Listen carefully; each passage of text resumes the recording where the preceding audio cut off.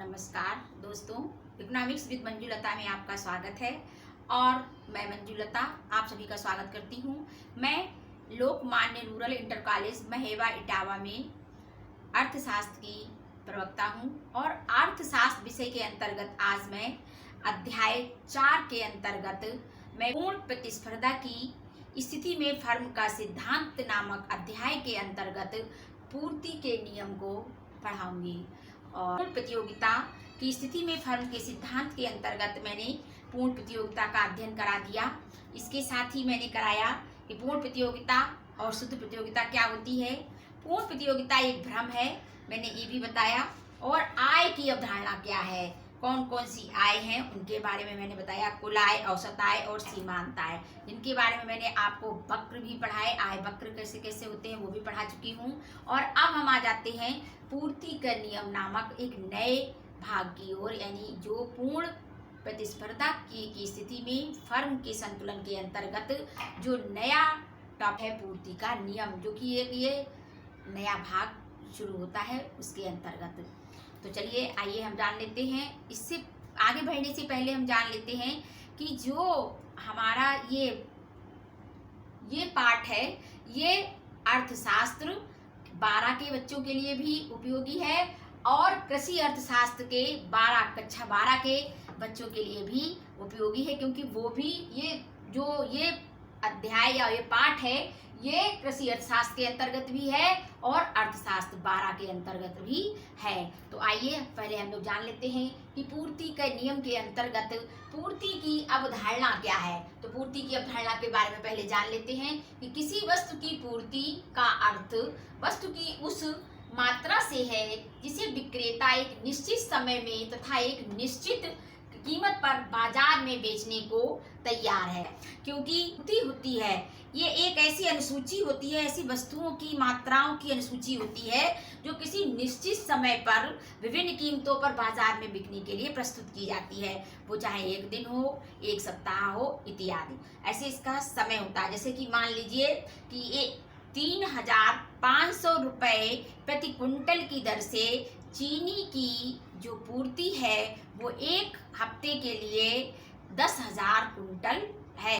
तो ये कहलाएगी कि एक सप्ताह में या एक हफ्ते में कितनी चीनी स्टॉक में है या कितनी चीनी की पूर्ति मार्केट में है। तो ये है पूर्ति की अवधारणा। अब हम आ जाते हैं पूर्ति की परिभाषाओं पर।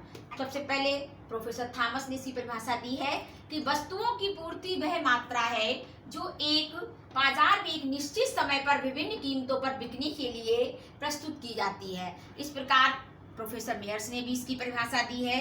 उन्होंने भी बताया कि एक निश्चित समय पर ये वस्तुओं की पूर्ति की मात्राओं की वो अनुसूची होती है जो एक निश्चित समय पर विभिन्न कीमतों पर बाजार में बेचने के लिए प्रस्तुत की जाती है। अब पूर्ति को प्रभावित करने वाले कौन कौन से घटक हैं। पूर्ति को प्रभावित करने वाले घटक सबसे पहले है वस्तु की कीमत, यानी जिस वस्तु की कीमत बढ़ जाती है तो उसकी पूर्ति भी बढ़ जाती है। जैसे कि आप लोगों ने देखा होगा कि हमारे यहाँ त्योहार आते हैं तो कई विक्रेता लोग मैदान में आ जाते हैं अपना सामान बेचने के लिए, और जब सीजन खत्म हो जाती है तो वो भी लौट जाते हैं वापस। तो इस तरीके से, क्योंकि जब वस्तुओं की ऊंची कीमत होती है तो उसकी पूर्ति भी बढ़ाई जाती है। इस प्रकार से दूसरा है अन्य वस्तुओं की कीमत, यानी जैसे कि और किसी अन्य वस्तु की कीमत में वृद्धि हो जाती है तो क्या होता है, जो उस वस्तु की कीमत कम है उसकी पूर्ति को घटा दिया जाता है और जिस वस्तु की कीमतें ज़्यादा ऊंची हैं उनकी पूर्ति को बढ़ा दिया जाता है। तीसरा घटक है इसका उत्पादन के साधनों की कीमतें। यदि उत्पादन के साधनों की कीमतें बढ़ने लगती हैं तो इस उत्पादनकर्ता की लागतें भी बढ़ने लगती हैं, जिस कारण वो उत्पादन उस वस्तु का करना बंद कर देता है या कम कर देता है और दूसरी वस्तु का उत्पादन करना शुरू कर देता है। तो इससे साधनों की कीमतों के परिवर्तन से भी पूर्ति को प्रभावित करते हैं। इसके बाद है चौथा है तकनीकी ज्ञान। तकनीकी ज्ञान में जब वृद्धि होती है तो क्या होता है, तकनीकी ज्ञान से हमारी लागतें कम हो जाती हैं और उत्पादन का जो स्तर होता है वो ऊंचा हो जाता है, जिस कारण हमारे इसको प्रभावित करती है, पूर्ति को प्रभावित करता है। उत्पादकों की रुचि, अब अगला इसका है, अगला पॉइंट है इसका उत्पादकों की रुचि। यानी कभी कभी क्या होता है कि उत्पादक एक वस्तु की अपेक्षा दूसरी वस्तु में रुचि लेने लगता है और उसके उत्पादन करने लग जाता है। तो इस कारण भी वो जैसे कि उसकी पूर्ति जो है वो कम हो जाती है वस्तुओं की, और उसकी जब मांग बढ़ती है तो उसकी पूर्ति को भी बढ़ाया जाता है। अगला है प्राकृतिक तत्व। जो प्राकृतिक तत्व होते हैं जैसे कि अच्छी वर्षा हो गई, अच्छी खाद मिल गई, सिंचाई के पर्याप्त मात्रा में साधन मिल गए, तो वस्तु की जो पूर्ति होती है यानी वस्तु की लागतें कम हो जाती हैं और उसकी पूर्ति ज़्यादा हो जाती है। लेकिन इसके विपरीत यदि टिड्डी दल है, अतिवर्षा है, न्यून वर्षा है, सूखा है, इसके जब ये सब चीज़ें आ जाती हैं तो किसानों की खेती पर भी इसका प्रभाव पड़ता है और वे उसकी पूर्ति को कम कर देते हैं, यानी पूर्ति अपने आप कम हो जाती है, जिस कारण उनकी कीमतें बढ़ती हैं। परिवहन व संचार के साधन, परिवहन व संचार के साधन, यानी परिवहन और संचार के जो साधन है, अगर इनमें अगर बढ़ोतरी होती है या ये सस्ते साधन उपलब्ध हो जाते हैं तो क्या होता है, उनकी वस्तुओं की आयात बढ़ने से इनकी पूर्ति भी बढ़ती है। क्योंकि अगर ये सस्ते साधन होते हैं तो बस आराम से बाजार में पहुंच जाती हैं, जहां नहीं होते हैं वहां भी वस्तुओं की पूर्ति हो जाती है, जिस कारण से आयात बढ़ने लगते हैं और वस्तु की पूर्ति को बढ़ाना पड़ता है। अगला है इसका युद्ध व राजनीतिक बाधाएं। युद्ध या राजनीतिक उथल पुथल होती है जिस कारण देश में वस्तुओं की पूर्ति कम हो जाती है। अगला है करारोपण नीति। करारोपण नीति देखिए, अगर सरकार जब किसी वस्तु पर कर ज़्यादा लगाती है तो उत्पादनकर्ता उसका उत्पादन बंद कर देते हैं, जिस कारण उसकी पूर्ति में कमी आ जाती है। अगला है उत्पादकों में परस्पर समझौता। मान लीजिए जैसे कभी उत्पादक लोग आपस में मिलकर के समझौता कर लेते हैं अधिकतम लाभ कमाने के लिए, और वो कहते हैं कि तुम इस चीज़ को नहीं उत्पादन करोगे, मैं करूंगा, या हम एक समूह करेगा, दूसरा समूह उस वस्तु का उत्पादन नहीं करेगा, वो दूसरी वस्तु का उत्पादन करेगा अधिकतम लाभ कमाने के लिए। क्योंकि जब मार्केट में वस्तु की मांग ज़्यादा होती है और वस्तु की पूर्ति कम होती है तो उसकी कीमतें ऊंची हो जाती हैं, ये एक फैक्ट है। और जब उसकी किसी भी वस्तु की मांग कम होती है तो उसकी कीमतें भी धीरे धीरे कम होने लगती हैं और उत्पादनकर्ता उस वस्तु का उत्पादन करना बंद कर देते हैं। तो ये था आपका पूरा जो आपने पूर्ति के नियम के अंतर्गत आपने पढ़ा।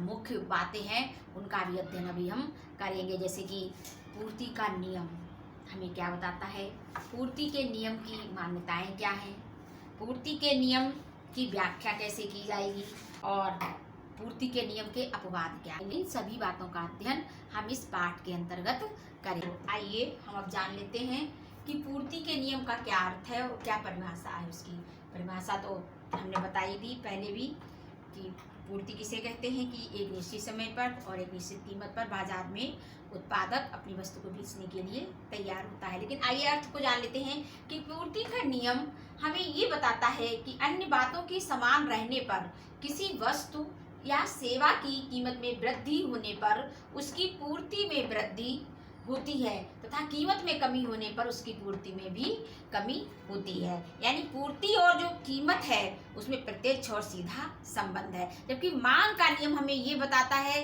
कि किसी भी वस्तु की यदि कीमत घटती है तो उसकी मांग बढ़ती है और यदि उसकी कीमत बढ़ती है तो उसकी मांग घटती है। यानी इन दोनों में विपरीत संबंध है वस्तु की मांग और कीमत में, परंतु वस्तु की पूर्ति और कीमत में सीधा और प्रत्यक्ष संबंध है। यदि किसी भी वस्तु की कीमत बढ़ेगी तो उसकी पूर्ति भी बढ़ेगी और यदि किसी वस्तु की कीमत घटेगी तो उसकी पूर्ति भी घटेगी।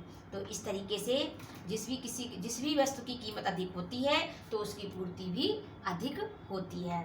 और अब जान लेते हैं कि नियम की मान्यताएं क्या हैं।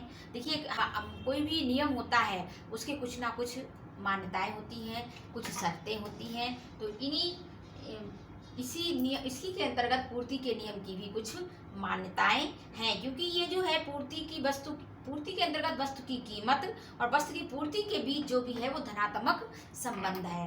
तो अब पहले हम जान लेते हैं कि नियम की मान्यताएं क्या हैं, क्योंकि पूर्ति का नियम जो है वो भी एक गुणात्मक कथन है और ये ना कि परिमाणात्मक। पूर्ति का नियम जो है ये केवल परिवर्तन की दिशा को बताता है, पूर्ति में परिवर्तन के परिणाम को नहीं बताता है, केवल ये उस दिशा को बताता है कि कितनी मात्रा में कीमत में परिवर्तन होने पर वस्तु की मात्रा में पूर्ति कम होगी या अधिक होगी, इस बात को वो नहीं बता पाता है।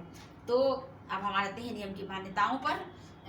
पहला इसकी मान्यता है कि क्रेताओं और विक्रेताओं की आय में कोई परिवर्तन नहीं होना चाहिए, तभी ये नियम लागू होगा।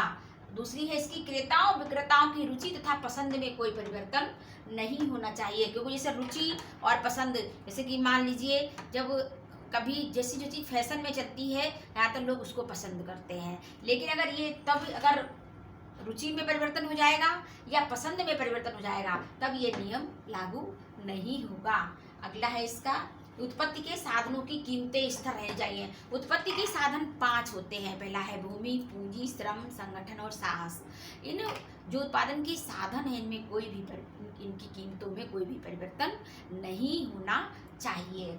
अगला है कीमत में सूक्ष्म परिवर्तन होने पर पूर्ति में परिवर्तन होना चाहिए। यदि कीमत में जरा सा भी परिवर्तन हो तो उसके परिणाम स्वरूप पूर्ति में भी परिवर्तन होना चाहिए, तभी ये नियम लागू होगा, ये नियम कार्य करेगा। अगला है कीमतों में वस्तु की कीमत में एक परिवर्तन और अधिक परिवर्तन उत्पन्न नहीं करेगा।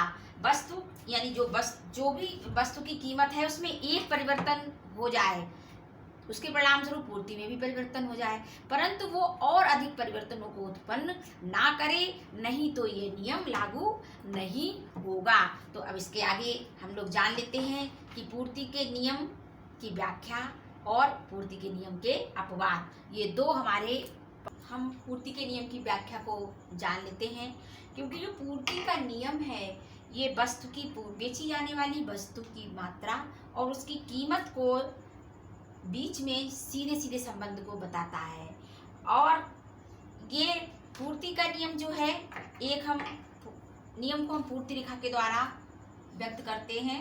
देखिए एक तरफ हम वाई अक्ष यानी ओ वाई अक्ष पर हम ले लेते हैं कीमत, वस्तु की कीमत, और ओ एक्स अक्ष पर ले लेते हैं मात्रा।